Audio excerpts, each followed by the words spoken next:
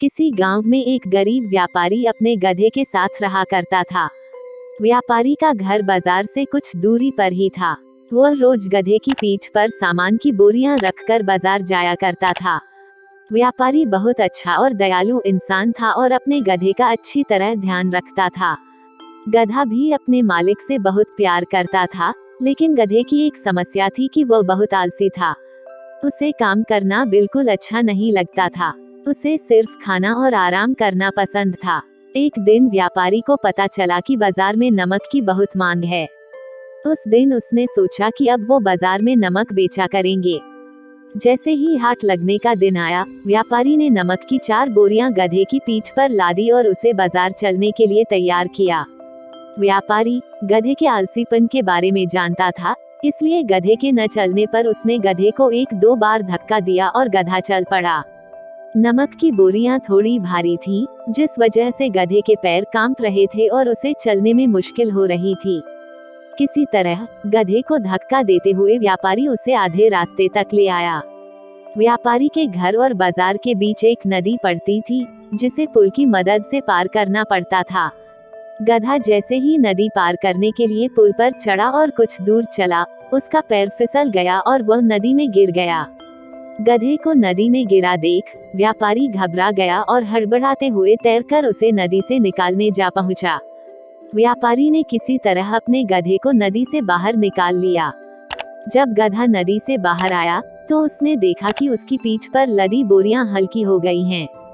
सारा नमक पानी में घुल गया था और व्यापारी को आधे रास्ते से ही वापस घर लौटना पड़ा।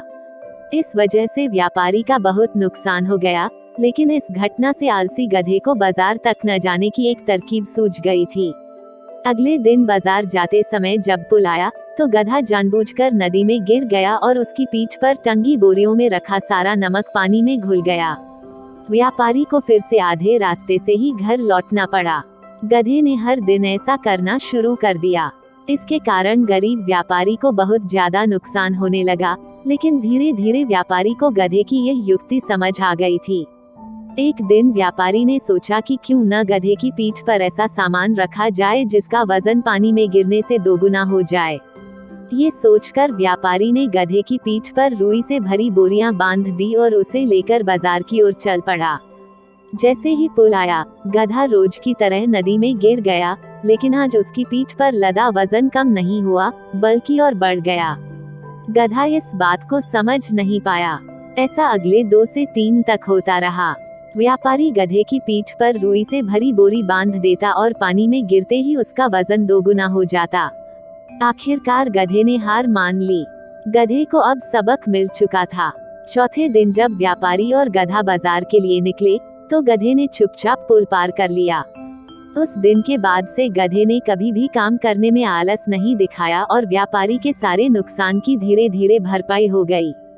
कहानी से सीख। बच्चों, आलसी गधे की कहानी से हमें ये सीख मिलती है कि अपने कर्तव्य का पालन करने में कभी भी आलस नहीं दिखाना चाहिए। साथ ही व्यापारी की तरह सही समझ और सूझबूझ से किसी भी काम को आसानी से किया जा सकता है।